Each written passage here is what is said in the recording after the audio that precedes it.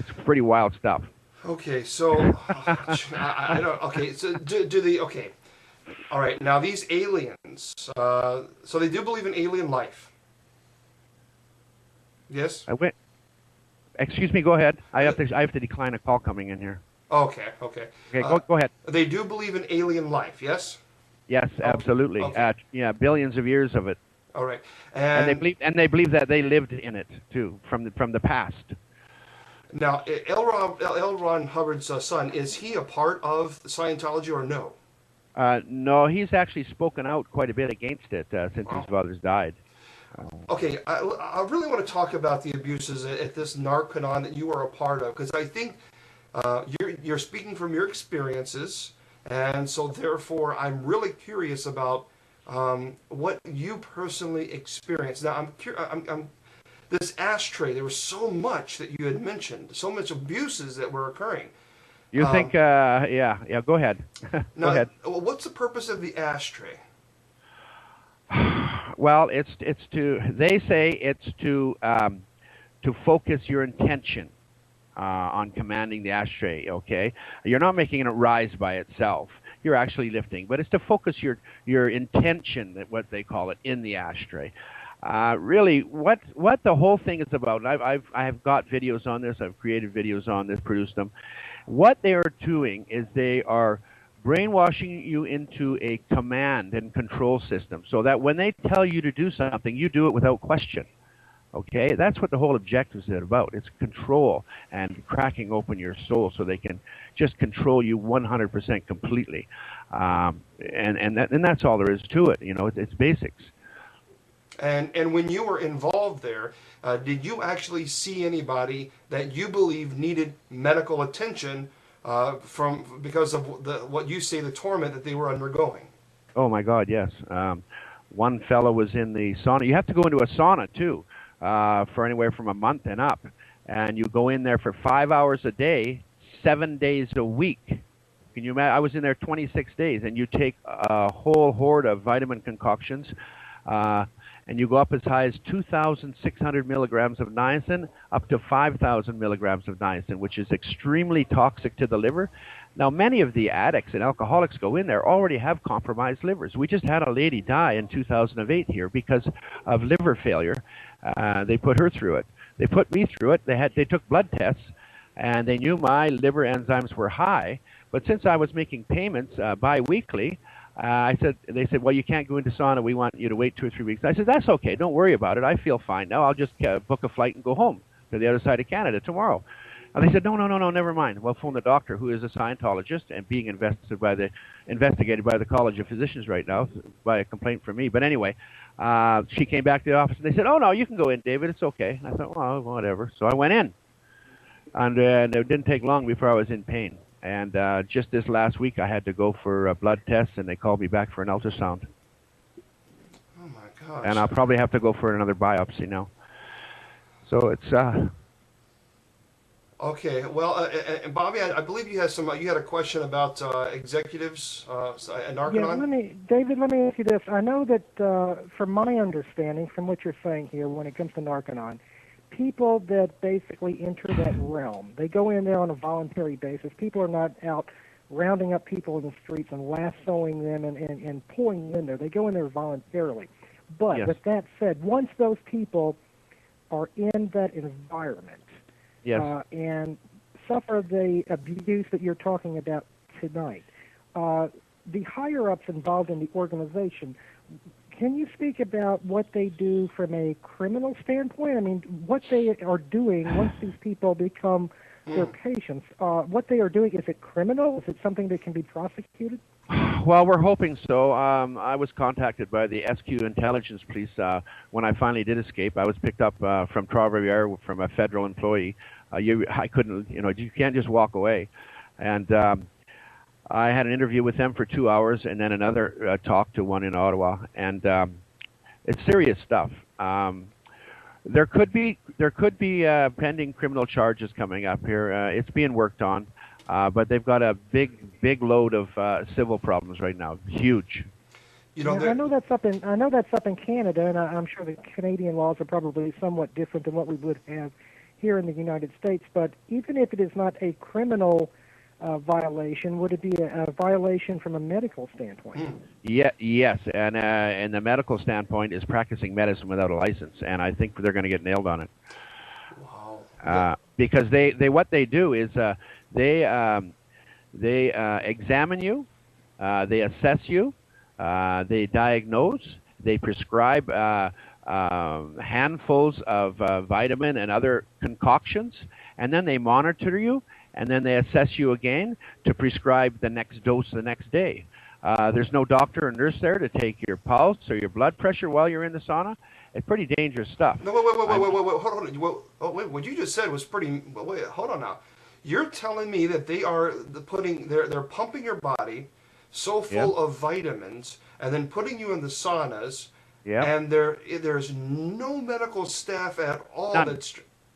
None. I mean, 2 people died. I think it was Italy. They had seizures. It's quite common, seizures. I mean, this is a death trap. I mean, it's. You know what? I'm speechless. He was taken away to the hospital. They left him in his room moaning all day long because of stomach pains. Finally, took him that night. He had to spend the whole day in the hospital. The other guy was in there. They didn't administer him his insulin. Okay, they had to rush him to emergency. Went into a coma. He nearly died. He was there for 3 days. Okay, now people, I want everybody who's listening to this now. And David, again, you were you were an employee, but you were also a quote unquote student as well. So you went through this process, yes? Oh yes, I was also a writer too. Okay, so I want everybody to. So what you're saying is just groundbreaking. I've never heard this before. I mean, you're saying it's not just my opinion. These are absolute facts. I had a meeting with the Minister of Health and Social Services in Trois-Rivières. I had a meeting at the Senator's office in Ottawa. They had a news broadcast of the meeting at the Health Minister's office and the documents. And the Health Minister, when he went to the hospital.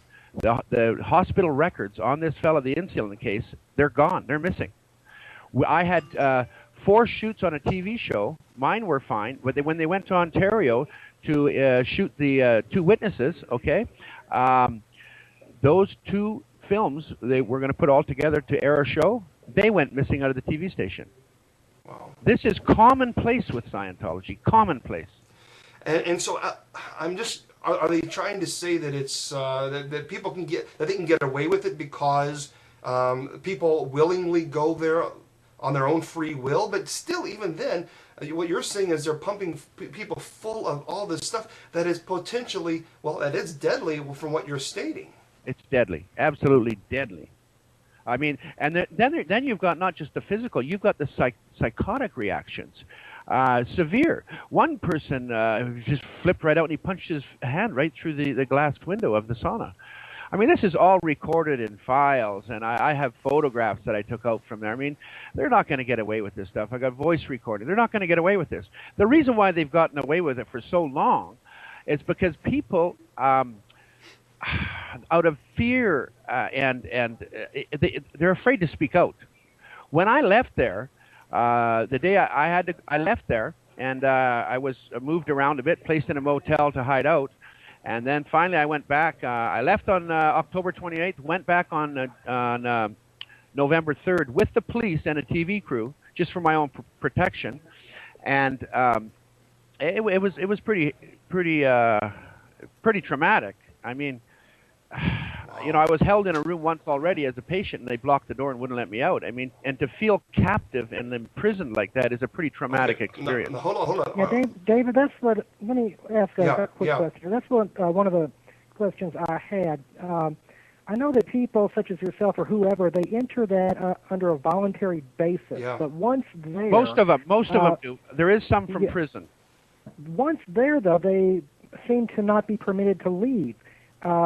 In America, at least, I don't know how it works in Canada. I would imagine it's more or less the same. But in America, a person can enter a mental hospital voluntarily, and if they want to leave at whatever point, they can voluntarily leave. I mean, the only way that you are denied freedom is if you have been sent there by a judge under a court order.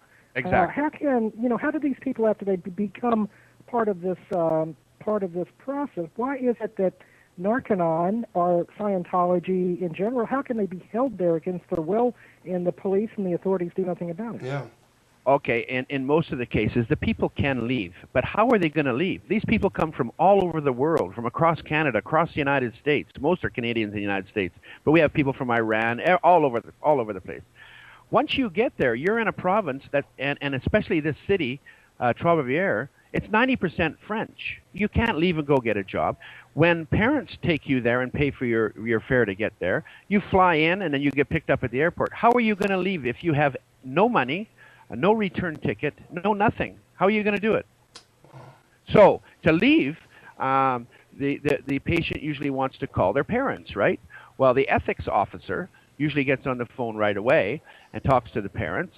And no, it's okay. He's just going through something. He'll be okay. Blah blah blah. Okay. So when the student, they call him, finally calls their parents, the parent refuses to bring them back. Now, when you're there, you're not allowed to talk about, even say the word Scientology. There was a couple of people who were there for the second and third time in the withdrawal, and they were talking, and I was listening to them talking about Scientology, and right away a staff member came up and said, "Hey, you're not allowed to talk about Scientology here." Oh. And I thought, wait a minute, that's against the Charter of Human Rights and Freedoms. You can talk about religion anytime you want. So I questioned them, and they said, well, we're afraid that if they call home after and they say this place is Scientology, that their parents will pull them out. And I said, well, that's their choice. Right. But they are Scientology. Yes, but you're not allowed to permitted to talk about it there. No, your staff position at this particular branch, what was it? I was a course room supervisor. I actually was supervising the training routines and the objectives. And then I moved up into being a registrar, which is very, a glorified car salesman to bring in people, promoting the false success rate and whatnot, and luring them in. It would just get them there. That's the thing. Get them there, and once we got them, we got them here. And wow. Then I was the graduate officer. Now this is interviewing the patients when they complete their program, making sure that they're going back to a safe place, and you're doing some stats on them and whatnot. But I had all the statistics of the success rate on the computer, and I was handed some very documents. I was handed some documents, and I was to contact over 600 patients that were there. And when the results came back, and I looked on the computer screen, I said, wait a minute. I said, this is not 76% success rate as you got on your websites and all the literature. I said, it's below 46%. We can't do this. It's against the law. It's against the Canada Competition Act. And folks, well, let me just we're going to take a hard break here, folks. We're going to take a break. When we come back, we're going to talk about his experience, of course, when he decided to leave. David Love decided to leave Scientology and, of course, Narconon, and then ask what has happened since then. Has he been threatened, etc.? And, folks, it is that time. We will soon be opening the phone lines. Don't go anywhere. I want to remind everybody at, of course, the 10 o'clock hour, we have a great show on called Just Roll With It. So don't leave after this show. This show goes until 10 o'clock at 10 p.m. Eastern Standard Time. A phenomenal show called Just Roll With It is on right after us. Folks, we'll be right back. Don't go anywhere.